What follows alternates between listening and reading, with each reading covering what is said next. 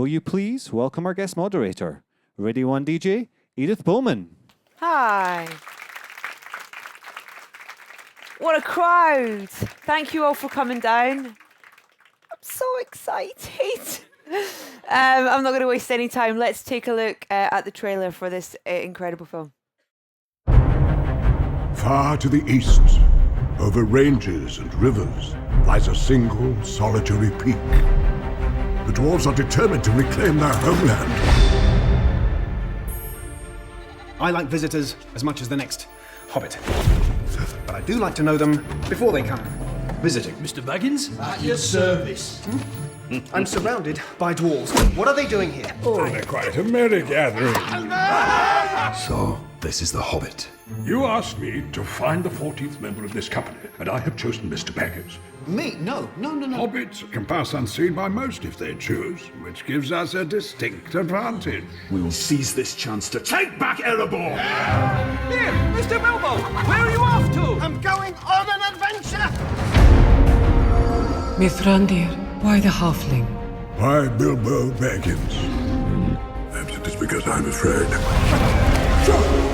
And it gives me courage. So this is your purpose, to enter the mountain? What of it? There are some who would not deem it wise.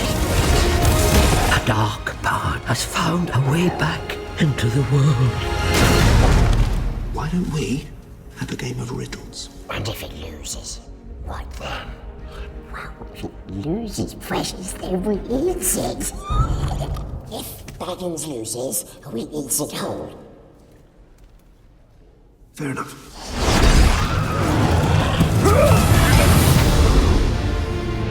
I will take each and every one of these dwarves over the mightiest army. Loyalty, honor, a willing heart. I can ask no more than that. Home is now behind you. The world is ahead.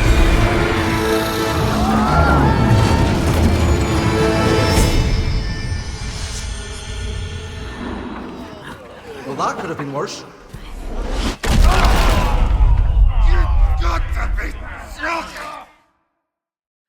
Ladies and gentlemen, please welcome to the stage Ian McKellen, Andy Serkis, Richard Armitage, and Martin Freeman!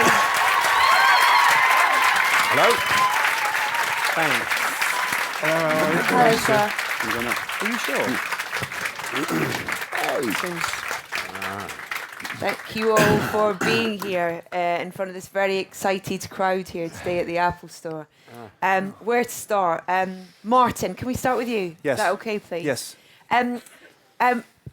This is you giving your interpretation of Bilbo. Yeah. You were given that, the chance to show us this gentleman that we know and love already, but in a younger life, sort of thing. Yeah. Was there an element of you being allowed to bring that to life and inject how you saw him into it?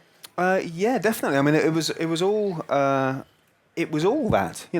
Pete expects you to come with what you've got to bring, and he expects that with all of us. And it's, as usual, it's a collaboration between what he thinks, what you think, and what Tolkien has written, and what the adaptation provides. So I felt I had very free reign with it, but at the same time, of course, as you say, it's partly been established cinematically before by Ian Holm years before. So I looked closely at what Ian did. I rewatched the films with great pleasure, actually, and just pressed pause and rewind on Ian Holmes bits, and just saw what I could use. I mean, just what is useful and what is playable, Yeah. I wasn't going to tie myself up in knots thinking I've got to do every single thing with a view to how Ian Holm would have done it.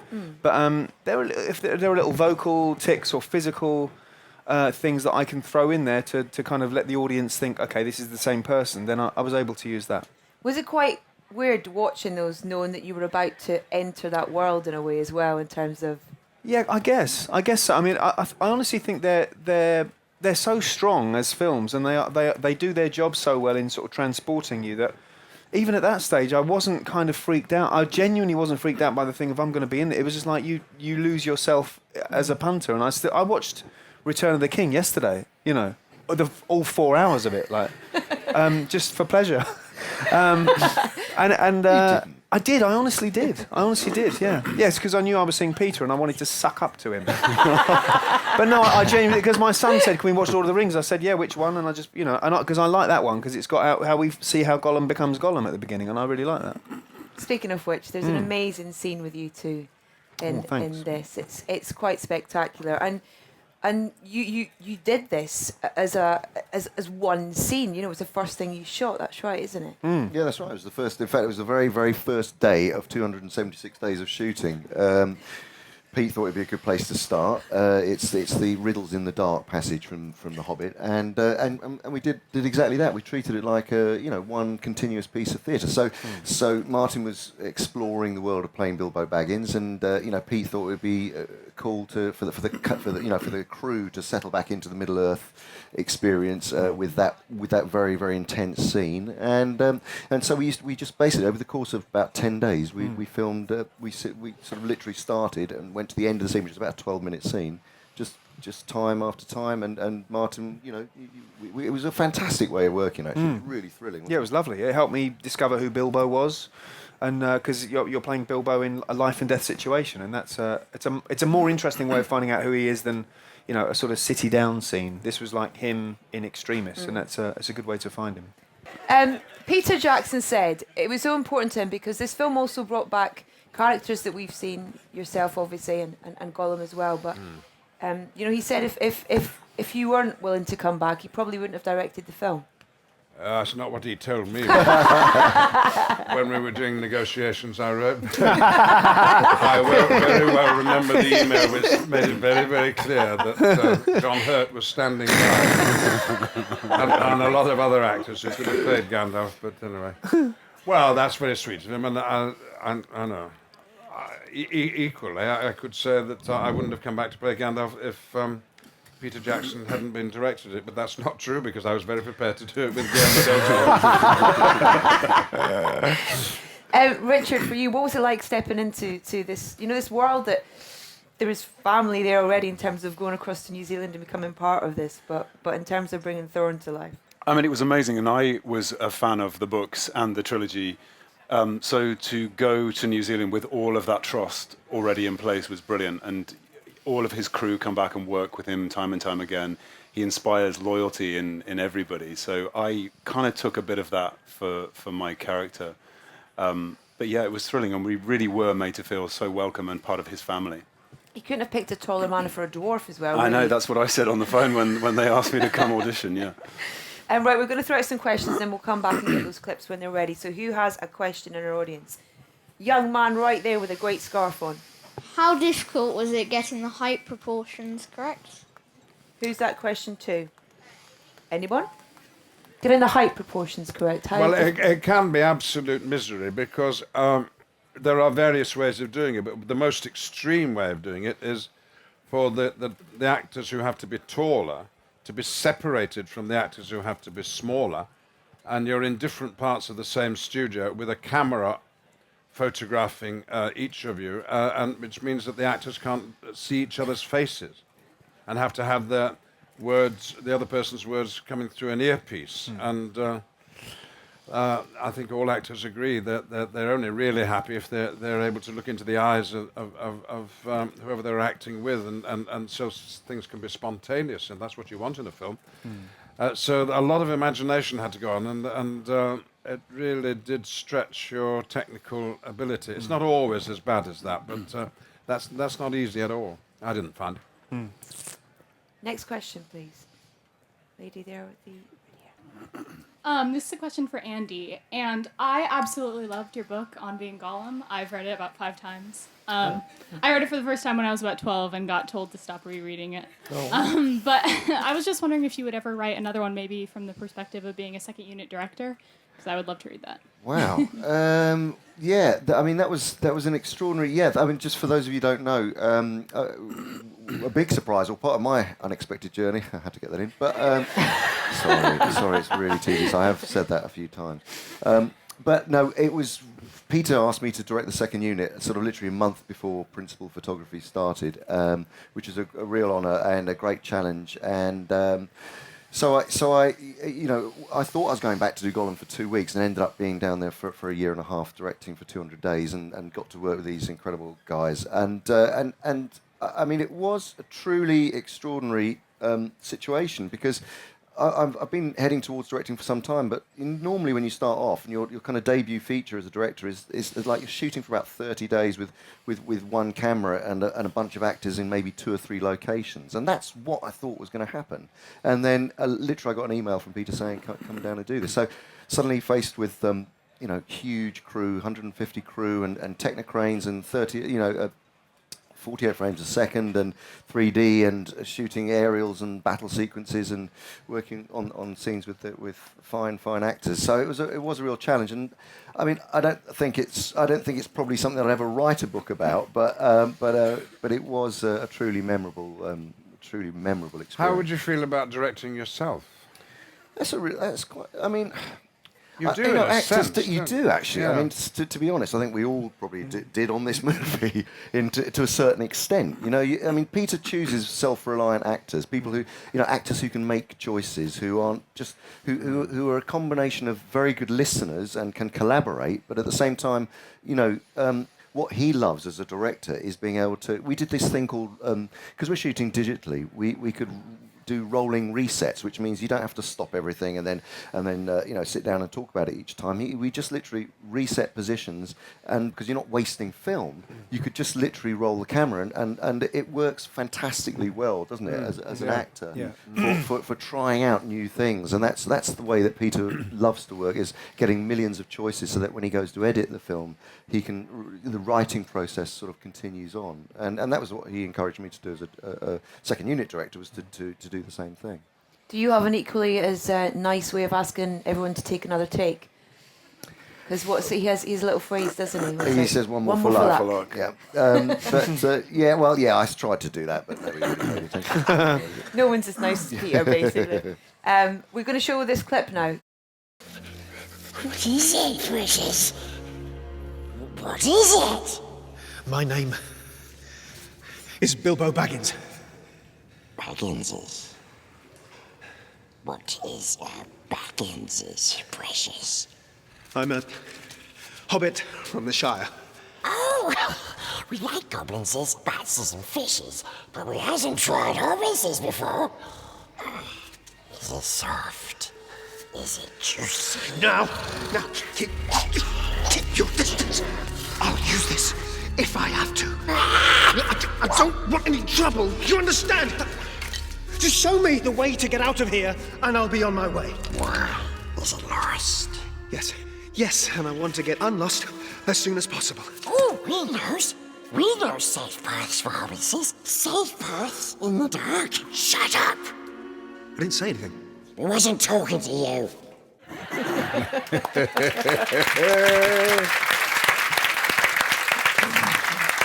You really play on that. Who does the voice for Gollum? I know this old guy who hangs around King's Cross Station. You really play on that kind of that double thing in this, and it's brilliant to watch kind of unfold. It was. I mean, that was something that really evolved during Lord of the Rings. Actually, the separation of Gollum's personality into Smeagol, the kind of the naive, sort of innocent side of his personality, which actually ends up being the more manipulative, sort of passive-aggressive side. Funnily enough, not funny enough, but you know. But at this point. Because in the book of The Hobbit, in fact, it is just Gollum really, but we wanted to keep that so that when Bilbo comes along and comes and meets him for the first time, he's faced with this dual personality, which would provide more, you know, more confusion and more weirdness than if it were possible. Let's get some more questions. Let's go over this side if there's anyone over there who wants to. This is for Mr. Serkis. I just watched a video where you explained motion capture technology a little bit, and it seems like you've kind of become an expert in that area. Was that a decision for you to take those kind of roles, and is there anything you like in particular about it? when we finished Lord of the Rings, I'd fully expected just to return to traditional acting, and I thought that would be the end of it, because there wasn't I just thought, in a way it was weird, I just thought that technology was invented for that role. It didn't really occur to me that there would be anything else beyond that. But literally on one of the last days of doing the reshoots on Return of the King, Peter asked me to do King Kong, and I was just like, are you kidding? So that then opened up, and once that was a real watershed kind of moment, because I realised actually that this technology could be used. It's such a liberating tool for actors. It enables you to, you're not dictated by your own physical size or shape or colour or whatever. You can play anything. This is a liberating tool, and that's why I love it, and that's why I've become really so adamant about sort of propelling it forward as a it's because it's not really a type of acting. It's just it's a technology which enables you to play many different roles, and that's what I've fallen in love with about it, is that it's really about creating an inner life, which is what we all do. It's just a different way of manifesting it on screen. So yeah, I'm all for it. Next question, lady down in front. Yeah. This is for Martin. I was just wondering what the most rewarding and most challenging thing is about filming in New Zealand. Are you from New Zealand? No, I'm from Australia. Okay. The rewarding thing. It's not a serious question, is it? The rewarding thing is that it's very beautiful and it's very easy to work. They make it easy to work there. They're a very friendly bunch. It's familiar for Brits as well, because it's quite Anglo in its feeling. The challenging thing is just logistically, if you're not from the Antipodes, then it's a long way, So the challenging thing is being away from your family and home for 18 months, give or take. But yeah, that was all. And also the fact that no one can dress up ever, It's all rugby shorts and jandals, man. It's just wear a pair of shoes occasionally, please. Just get the laces in, something, That would be the challenging bit, but the positives way outweighed the negatives. It was a very, very welcoming, genuinely welcoming place to work. And also people want to know that you're enjoying it, don't they? I've never been asked in my life as much, how do you like our country? They want to make sure that you're having a good time in their country, which is very sweet. And is that a case of kind of Peter's got this set up now over there that you literally walk in and he has everything there that he needs for these incredible productions? It's all set up and ready to go. Yeah, he's got his own little kingdom there. Yeah, yeah. Jackson Kingdom. Next question, please. Lady, should we go this one first, then you can pass it back to that lady there. Hi. Jumping ahead from the movie to onto the DVD release. One of my favourite things about the original trilogy is the cast commentary with the Fellowship and some of the other cast members. Can we expect commentaries from the entire company of dwarves? Richard. I have to be honest. My contribution to the on-set photography in that way was probably I was a little bit reticent about it. I find it difficult to not talk to a camera as Thorin, but yeah, you'll certainly get an awful lot from most of the dwarves. That's what I'll say. It very much felt like a kind of friendly gang mentality between you all. Yeah, I mean, we went through a boot camp for 6 weeks of training, of learning how to move like dwarves and fight like dwarves. One of our stunt team was like a champion wrestler, and I remember going through this whole period of wrestling with each other and finding a kind of physical language, which actually you see in Bag End when, maybe you guys haven't seen the film, but Dwalin and Balin meet and make contact in a certain way, which you'll see when you see the film. But that came out of an improvisation of wrestling, and so yeah, the bonding was great and happened on set and off set as well.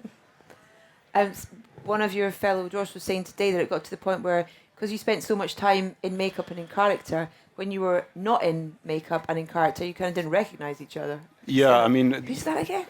It's true, and I used to kind of cycle into the studio and walk through the gates, and they'd always ask me for my ID because I guess the crew don't recognise you because they only see you in that get-up, and I kind of like it though. I thought it was good. I like the transformation, and it's good. Okay, you got the microphone? Yes, go for it. This is for Richard as well. I remember reading that you once said you often give a bit of yourself to a character. Do you think, as different and as varying as your range of characters that you so far have played have been, do you think you've taken a piece of each of those characters to play Thorin as probably one of your biggest roles so far?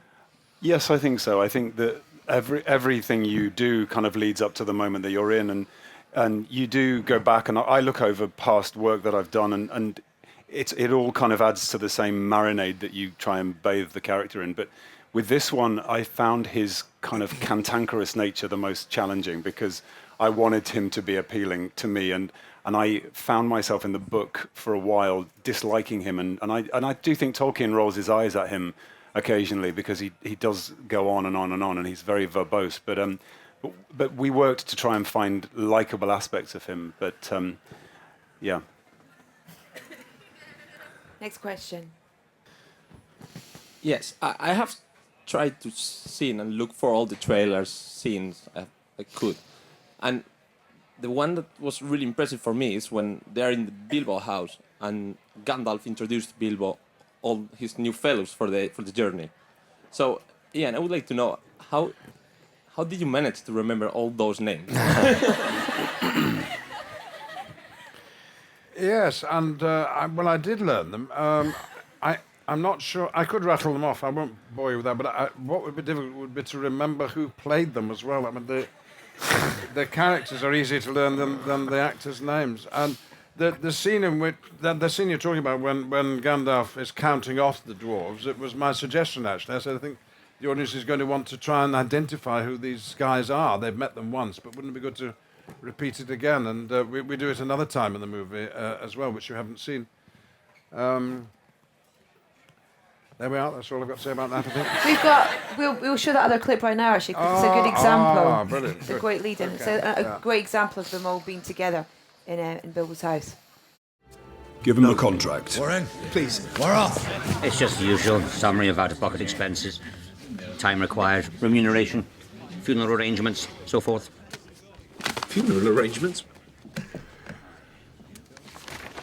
Oh. Up to, but not exceeding 1/14 of total profit, if any. Seems fair. Present company shall not be liable for injuries inflicted by or sustained as a consequence thereof, including but not limited to lacerations, evisceration, incineration. Oh, aye, I'll melt the flesh off your bones in the blink of an eye.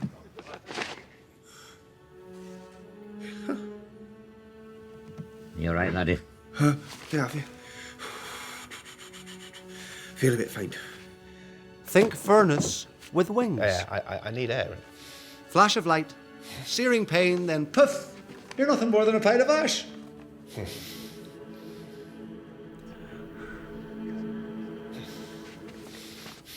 Nope.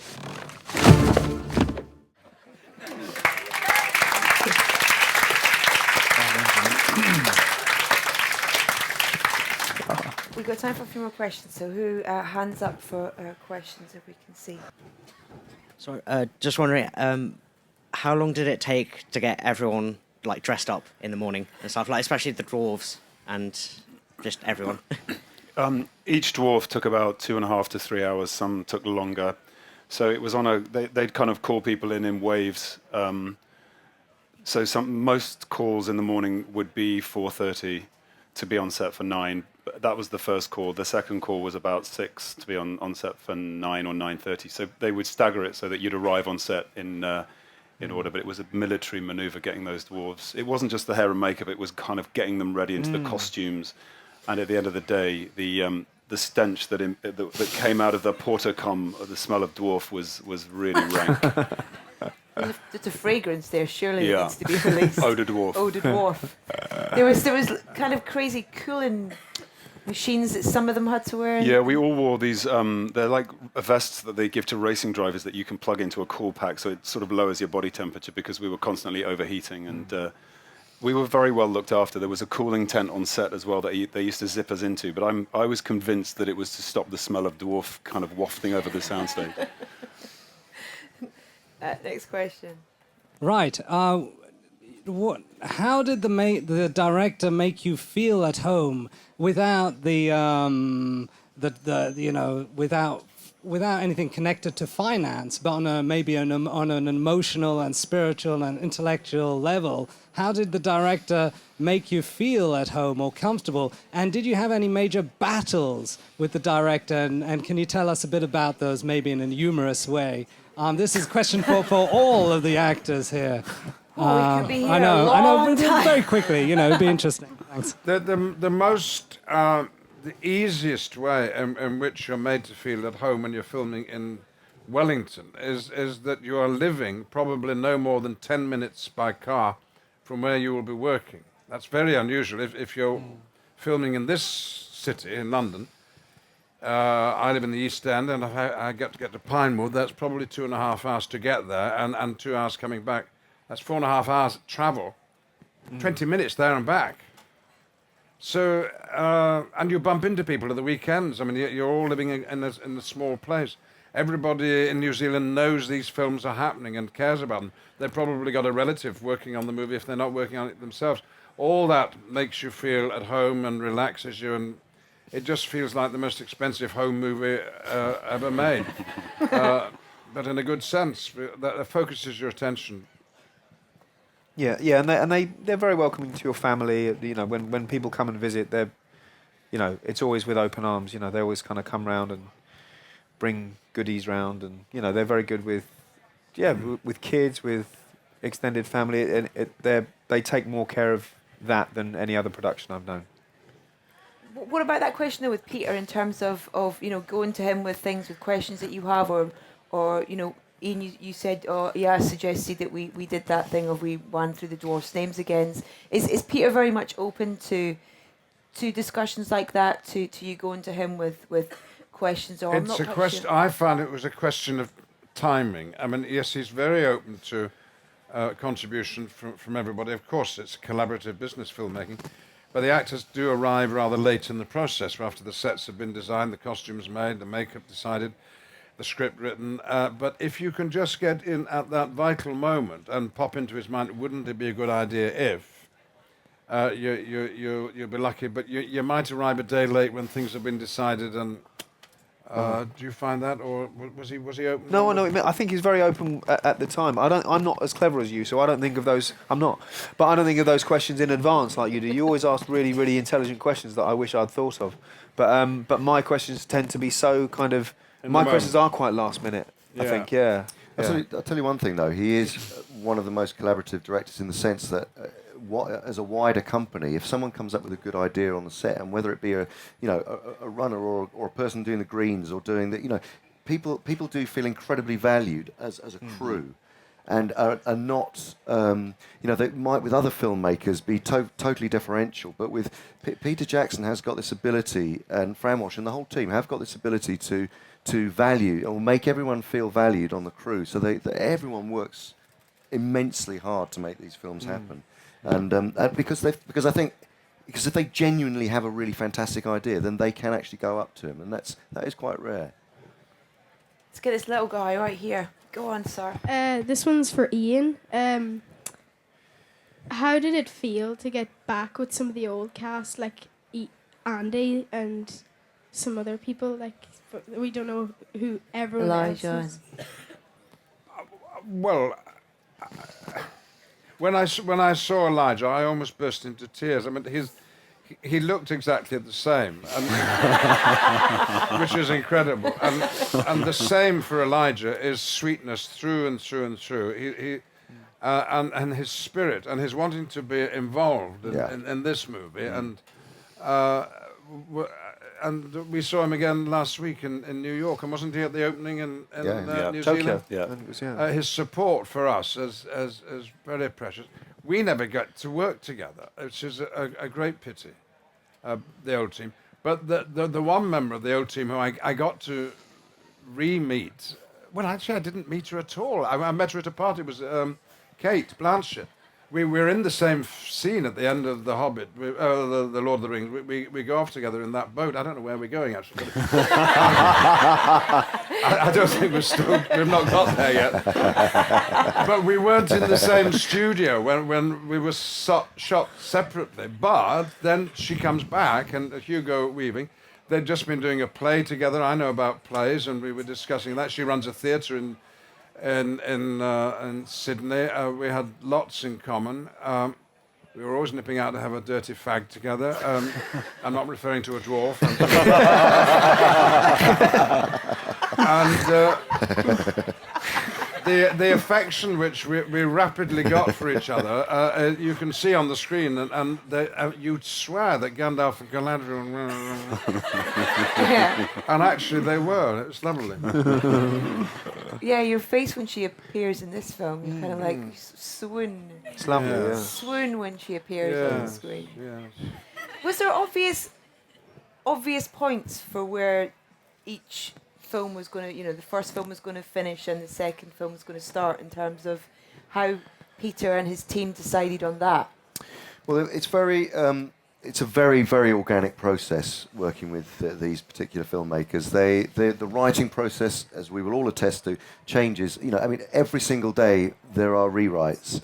So you can't, and that's, it's very clever, because they're, most screenplays arrive and they're there and you learn them and that's it. But when they're this kind of size of project, and things can move and shift and change, and characters can develop, and they really it's like a concerto really, and it's in three movements, and of course this was originally going to be 2 films, so there was a particular structure to it, and of course we have shot so much material, so much wonderful material, and lots of great detail, and as I say, you're bringing up different characters in the mix, and so that the actual structure has changed, and it's become 3 films now. So you set out with a particular idea, but you have to be, as a filmmaker, you have to be really, if you're working in this way, you have to be holistic about it, and and as characters shift and change, then so does the structure of the whole thing.